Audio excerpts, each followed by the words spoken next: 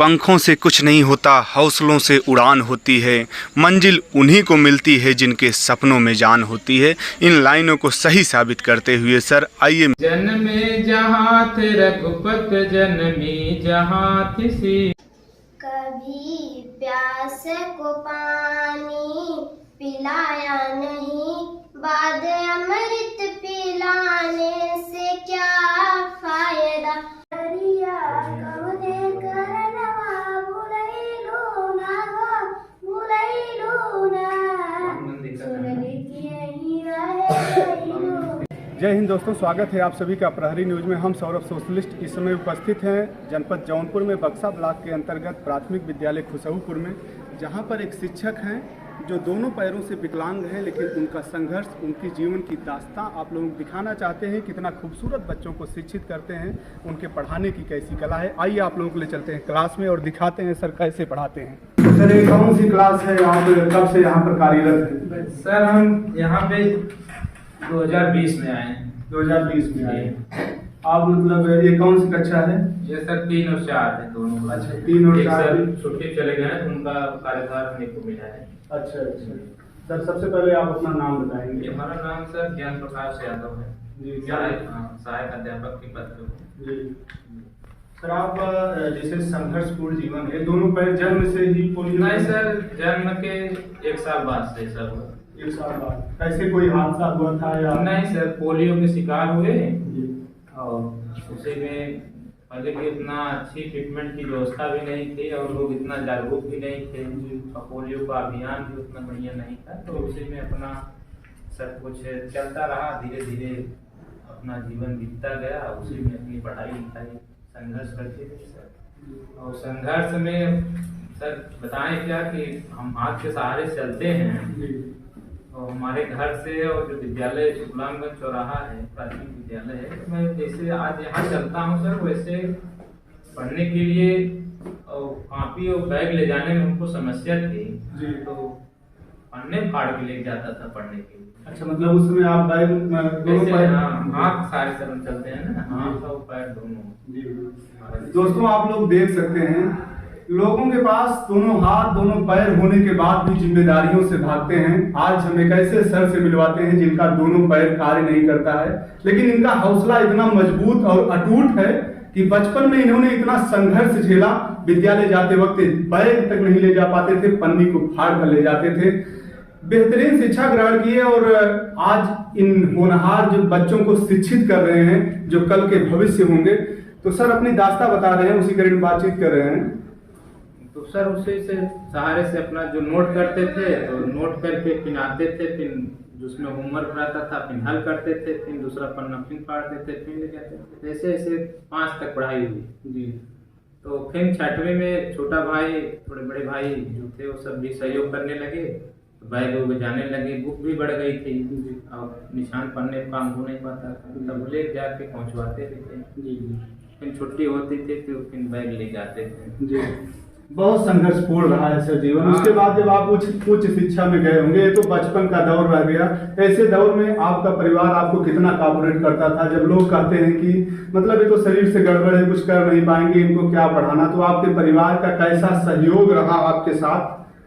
कितनी लोग कोऑपरेट करते थे या गाँव देश में लोग ताने महीने भी मारते रहे होंगे, तरह तरह की बातें करते रहे होंगे? कैसा रहा था लोगों का रिएक्शन संघर्ष के जीवन में?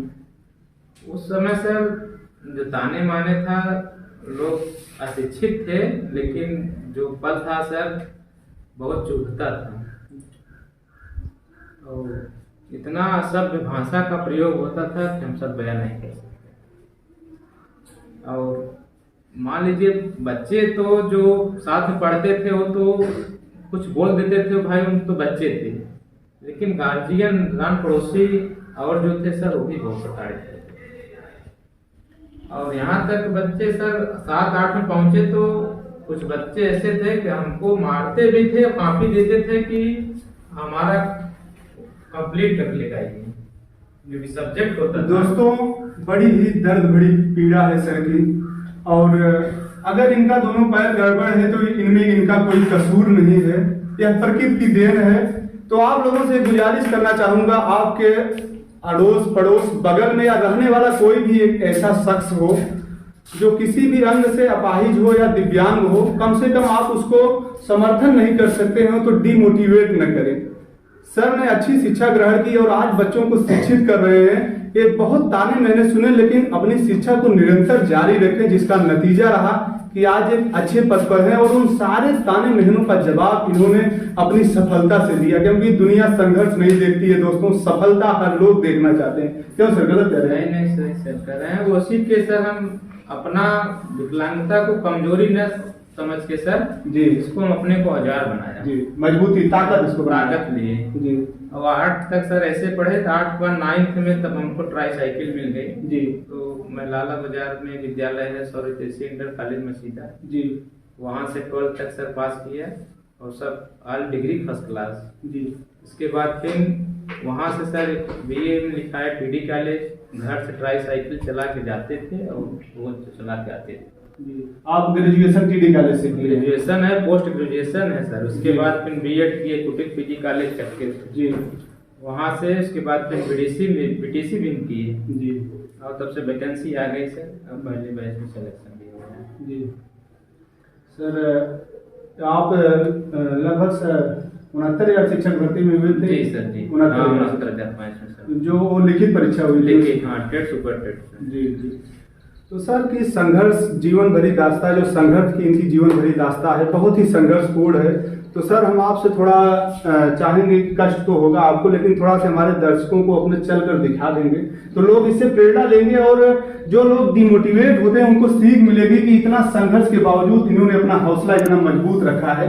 तो सर आप लोग देख सकते हैं सर दोनों पैर से चलने की एकदम से कंडीशन नहीं है, लेकिन किस कंडीशन से चलते हैं और चप्पल के सारे हाथ में भी लगाते हैं। ऐसा सर उससे थोड़ा सा हाथ की मट्टी के लिए जी, मट्टी के बचाव के लिए थोड़ा सा ऐसा करते हैं। जी जी। और कोई दिक्कत नहीं। सर थोड़ा सा आप बाहर से आएंगे कम से कम, उसके बाद वहाँ बैठेंगे।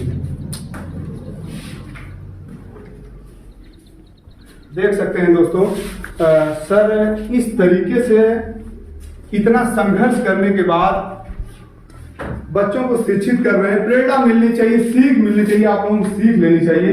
तो सर आपको कष्ट हुआ इसके लिए हमें खेद है, लेकिन हम लोगों को दिखाना चाहते थे कि जो बातें मैंने किया क्या लोगों को लगेगा कि कभी देखने से तो आप एकदम सही लग रहे हैं, वैसे आगे खड़े हैं, लेकिन इतना संघर्षपूर्ण जीवन है, वाकई में बहुत प्राउड फील होता है, गर्व महसूस होता है सर आपको देख करके। भैया ऐसी बात है ना कि जिसे हमको सामने वाला चाहे जो भी फील कर ले जी, लेकिन हमको सर आप बता दें कि कोई जान लीजिए कि किसी की हेल्प की जरूरत नहीं, सब काम मैं स्वयं करता हूँ। वाकई वाकई सर बहुत। और मैं इलाहाबाद भी रहा हूँ, वहाँ सिविल की भी तैयारी भी कर रहा था, तब जी। से मेरा इधर हो गया जी।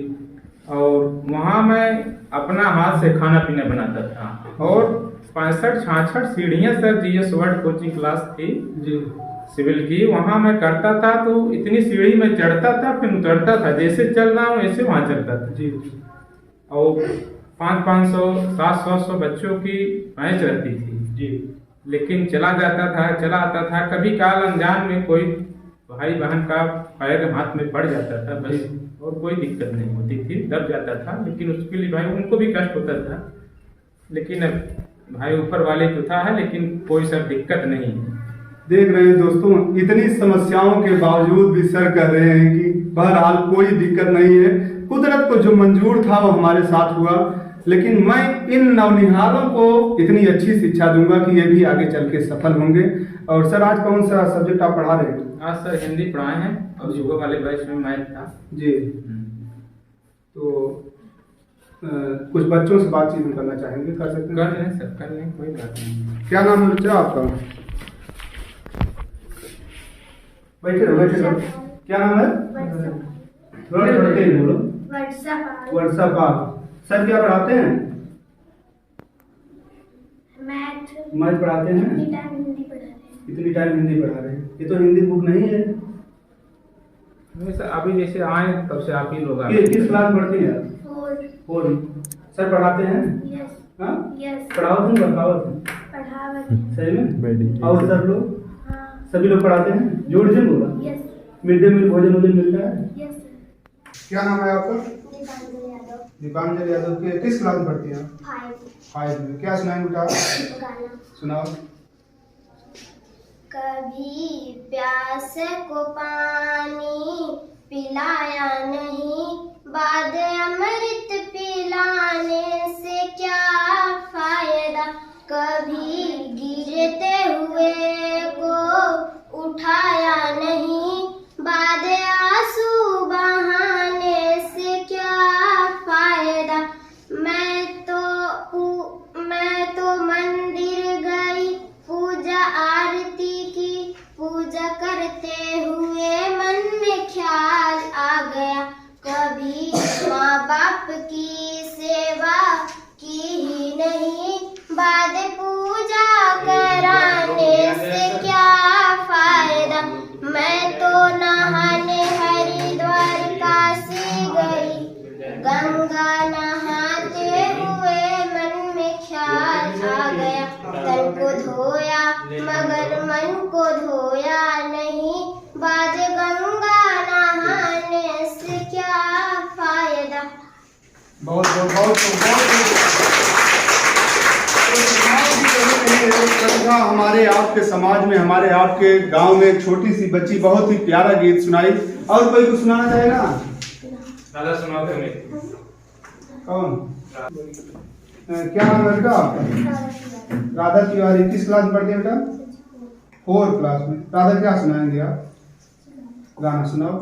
मयरिया कवने करनवा भुलैलू ना, सुनली कि यही रह गईलू, मोरे घर आईलू ना। सुनली कि यही रह गईलू, मोरे घर आईलू ना। सूरज देव से पहले अखिया हम खोली रे मैया, सुबह से पहले जय माता दी हम बोली रे मैया। मयरिया कवने करनवा भुलैलू ना, सुनली कि यही रह गईलू, मोरे घर आईलू ना। पाथर माटी के घर मैया तू चीने लगलू का, धन निर्धन में भेद करे जगत तू ऐसन भइलू का। मयरिया कवने करनवा भुलैलू ना, सुनली कि यही रह गईलू, मोरे घर आईलू ना। वाह बेटा राधा, बहुत नवरात्र का महीना चल रहा है, ऐसे महीने में भक्ति गीत राधा ने सुनाया और मग्न मुग्ध कर दिया। जैसे कि मैंने पहले ही बताया, प्रतिभाओं की कमी नहीं है, बस उनको निखारने की जरूरत है। एक से एक प्रतिभा हमारे आपके समाज में है। वाचन करा रहे हैं, जो कर रहे हैं उसी को आपको रिपीट करना है। जैसे वैसे हम कहेंगे वैसे वैसे आपको कहना है। बहुत ध्यान से सुनना। जन्मे जहाँ थे रघुपत, जन्मी जहाँ थी सीता।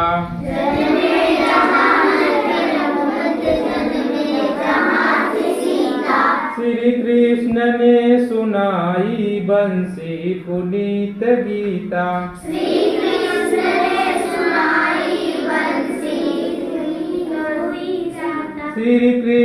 ने सुनाई बंसी पुनीत गीता।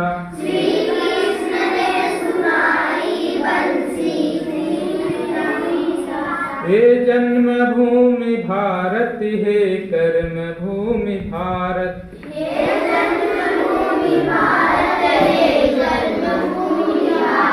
जीवन सुमन चढ़ा के आराधना करेंगे। जीवन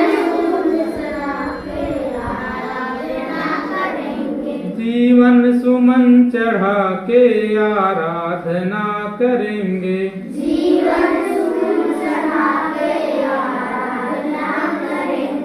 तेरा जन्म जन्म भर हम वंदना करेंगे।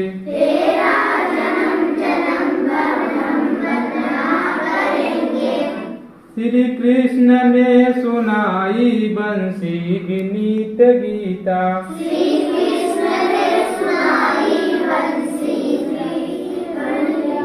हे जन्मभूमि भारत, हे कर्म भूमि भारत।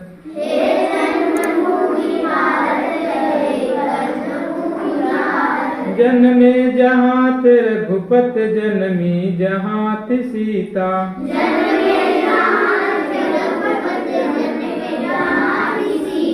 श्री कृष्ण ने सुनाई बंसी पुनीत गीता।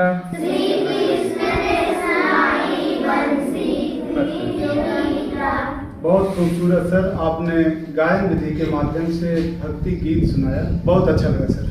बहुत बहुत धन्यवाद सर आपका।